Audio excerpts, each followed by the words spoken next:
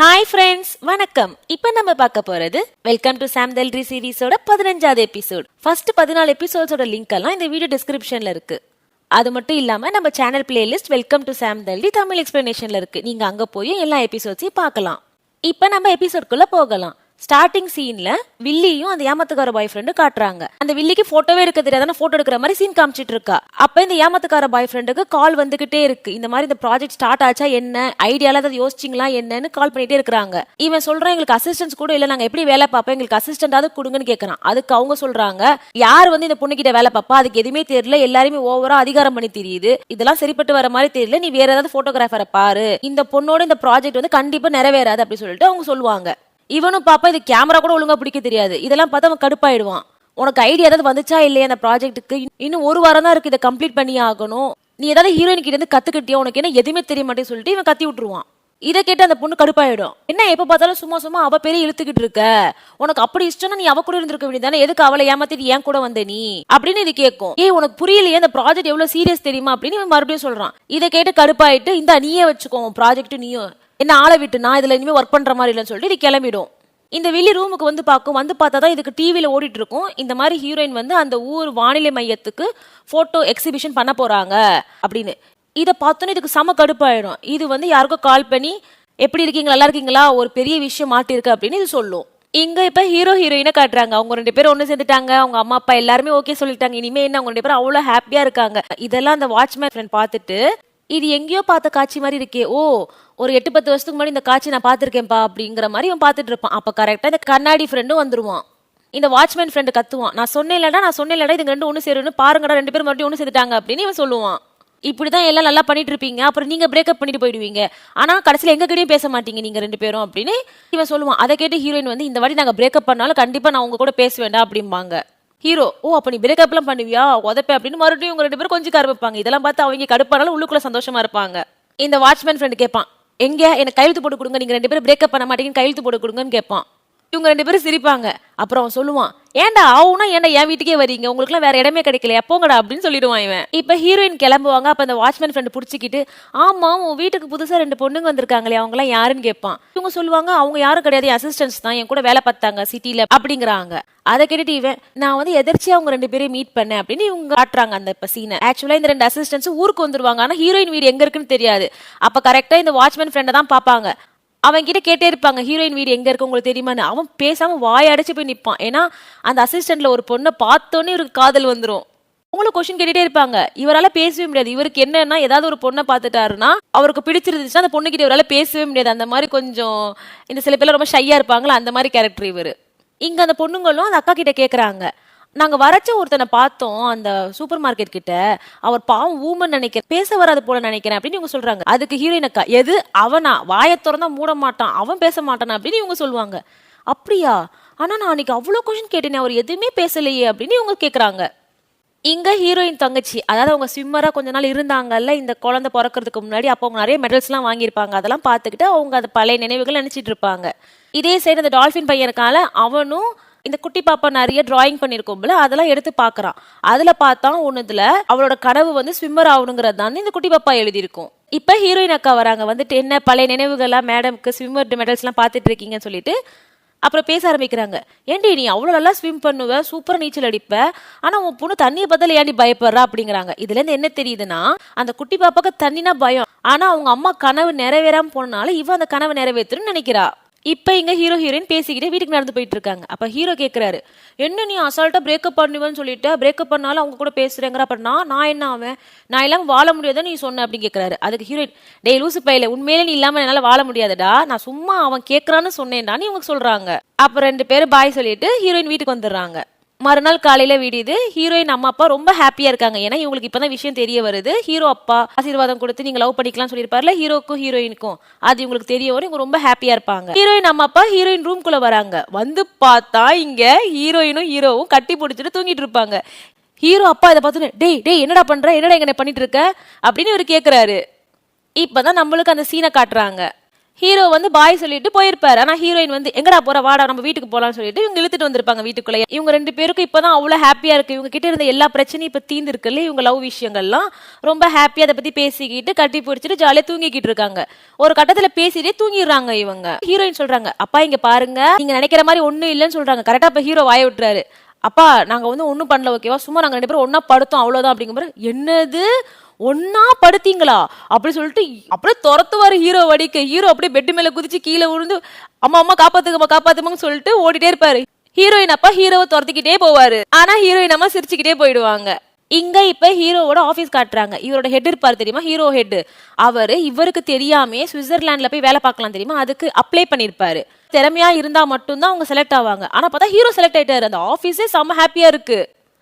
ஏன்னா ஒரு சின்ன கிராமத்துல இருந்து ஒருத்தன் அவ்வளோ பெரிய இடத்துக்கு போக போறான்னா எவ்வளவு ஹாப்பியா இருக்கும். அதுவும் ஒரு நாட்டுல ஒருத்தவங்க தான் செலக்ட் பண்ணுவாங்க. அங்க கொரியா சார்பில் இவரை செலக்ட் பண்ணிட்டாங்க. இப்ப அவர் ஹெட் சொல்றாரு, எத்தனை டைம் நானும் கேட்டேன், அப்ளை பண்ண ஓவரா பிகு காட்டிட்டு இருந்தா தான் நானே அப்ளை பண்ணி விட்டேன்னு இவர் சொல்லிட்டு இருக்காரு. ஹீரோயினை பத்தி மறுபடியும் தப்பு தப்பான ஆர்டிகல்ஸ் வர ஆரம்பிக்குது நியூஸ்லாம்.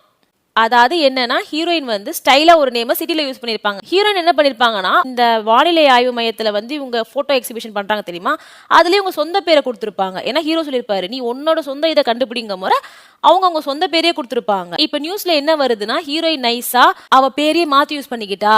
ஹீரோயின் வந்து அவ்வளவு பேர் தப்பு பண்ணிட்டு அவளுக்கு அசால்ட்டா வேலை கிடைச்சிருது. அவ ஜாலியா இனிமே அவ வாழ்க்கையை வார போறா. ஆனா பாவம் அவளால சூசைட் பண்ணிக்கப்பட்ட பொண்ணு தான் ஒண்ணும் இல்லாம உட்கார்ந்து இருக்குங்கிற மாதிரி நியூஸ் வந்து பரப்ப ஆரம்பிப்பாங்க. அந்த வானிலை ஆய்வு மையத்துக்கு லட்சக்கணக்கில் கால் பண்ணிட்டே இருப்பாங்க அங்க இருக்க மக்கள் எல்லாருமே, எப்படி நீங்க இந்த மாதிரி ஒரு ஆளை செலக்ட் பண்ணீங்க அப்படி இப்படின்னு. இப்ப ஹீரோவும் ஹீரோயினும் அந்த வானிலை ஆய்வு மையம் நடத்துற ப்ராஜெக்ட் நடத்துறாங்கல்ல, அந்த ஹெட்டை போய் பாக்குறாங்க. என்ன மேடம் என்ன சொல்றீங்க, அந்த எக்ஸிபிஷன் நிறுத்திட்டீங்களா அப்படிங்கிறாங்க. ஏன்னா இவ்வளவு ஒரு பெரிய தப்பான பேர் ஆயிடுச்சுல, ஸோ அந்த எக்ஸிபிஷனை அவங்க கேன்சல் பண்ணிருப்பாங்க. இப்ப இங்க ஹீரோட அப்பா ஹீரோயின் அம்மா தந்திருப்பாங்கல்ல அந்த சாப்பாடு பாத்திரம், அதெல்லாம் திருப்பி கொடுக்கறதுக்காக வந்திருப்பாரு. அப்படியே இவங்க பழைய மாதிரி ஒண்ணு சேர ஆரம்பிக்கிறாங்க. இங்க இந்த ஹீரோயின் அக்கா இருக்காங்களா, அவங்க வந்து அந்த எக்ஸஸ் பண்ணி கால் பண்ணிட்டே இருக்காங்க. அவன் எடுக்க மாட்டேங்கிறான். அந்த பிஏ சொல்றாங்க, நீங்க மரியாதை கால் எடுத்துருங்க, இல்லைன்னா அவங்க உங்களை உதைப்பாங்க அப்படிங்கிறாங்க.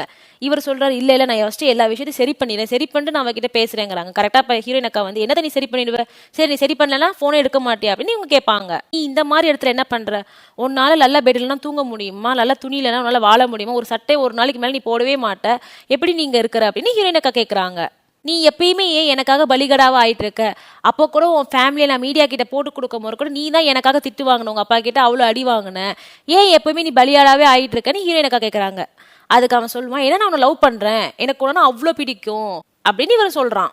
நீ நினைக்கிற பணக்கார வாழ்க்கையிலனா என்னால வாழ முடியாது, ஆனா நான் கூட தரையில படுப்பேன், உனக்காக ஒரு சட்டையை 10 வாட்டி கூட போட்டுப்பேன் அப்படின்னு இவன் சொல்றான். இப்ப இங்க ஏமாத்துக்கார பாய் ஃப்ரெண்ட் வரான். வந்துட்டு என்ன பண்ற நீ, மறுபடியும் நீ தான் இவ்வளவு நியூஸை கிளப்பி விட்டுருக்கான்னு பேசிட்டு வரான். அப்ப பார்த்தா இந்த பொண்ணுக்கு வந்து செல்போன் அடிச்சுக்கிட்டு இருக்கும், அது பக்கத்துல இருக்காது. இவன் எடுத்து அட்டன் பண்ணுவான். என்ன நீ எங்க ஸ்கார்ஃபை நீ வந்து போட்டோஷூட்ல யூஸ் பண்றேன்னு சொல்லி வாங்கிட்டு போன, காசும் நல்லா வாங்கின, ஆனா அதை யூஸே பண்ணல, ஏன் இப்ப நீ காசு திருப்பி தரேன்னு எவனோ ஒருத்தையும் மிரட்டுவான். கரெக்டா இந்த பொண்ணு வந்து நீ ஏன் என் கால்லாம் எடுக்கிறன்னு கேட்கும். இப்பதான் இவனுக்கு தெரிய வருது, ஓ நீ தனியா வேற சைட்ல வேற சம்பாரிச்சியா, மாடல்ஸ் யூஸ் பண்ற பொருளை வந்து நீ வந்து அட்வர்டைஸ் பண்ணியா, அதுவும் கம்பெனிக்கு தெரியாம சைட்ல பண்ணிட்டு இருக்க நீ இந்த விஷயத்தெல்லாம் அப்படின்னு இவன் கேட்கறான். அதுக்கு இது சொல்லுது, ஆமா அதுக்கு என்ன இப்ப அப்படின்னு இது கேக்குது. எங்க உன்னோட பழைய கேர்ள் ஃப்ரெண்ட் இருக்காளே, ஒரு பொருளை யூஸ் பண்ணணும்னு நினைச்சா கூட யூஸ் பண்ண விட மாட்டா, அதுக்கு நான் காசு வாங்கியிருப்பேன், எவ்வளவு தெரியுமா கஷ்டப்பட்டேன் நான் பேசிட்டு இருக்கோம்.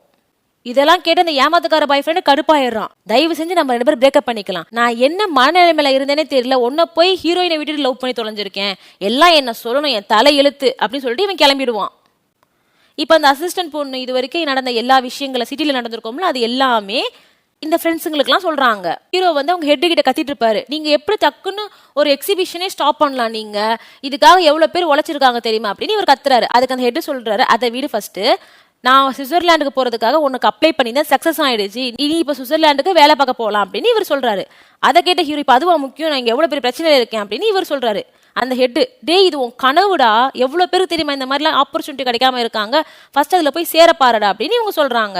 இப்ப இந்த ஏமாத்துக்கார பாய் ஃப்ரெண்ட்ல ஸ்ட்ரெயிட்டா ஹீரோயின் கால்ல வந்து விழுந்துறான். நீ தான் என்ன எப்படியாவது காப்பாற்றணும், இன்னும் 1 வாரம் தான் இருக்கான, இந்த ப்ராஜெக்டை முடிச்சே ஆகணும், இந்த ப்ராஜெக்ட் மட்டும் முடிக்கலன்னா எனக்கு வேலையும் போயிடும், அது மட்டும் இல்லாம நஷ்ட கம்பெனி என் மேல வச்சிருவாங்க, இவ்வளவு பெரிய பிரச்சனை நான் மாட்டிக்கிட்டேன், என்ன எப்படியாவது நீ காப்பாத்துன்னு சொல்லிட்டு இவன் கேட்பான். கரெக்டா அப்ப ஹீரோவும் வந்துட்டு, என்ன நடக்குது இங்க, டேய் போடா, உன்னை நான் பார்க்கவே கூடாதுன்னு சொல்லியிருக்கேன் இந்த ஏரியால, திருப்பி திருப்பி நீ வரேன்னு சொல்லிட்டு துரத்தி விட்டுருவாரு.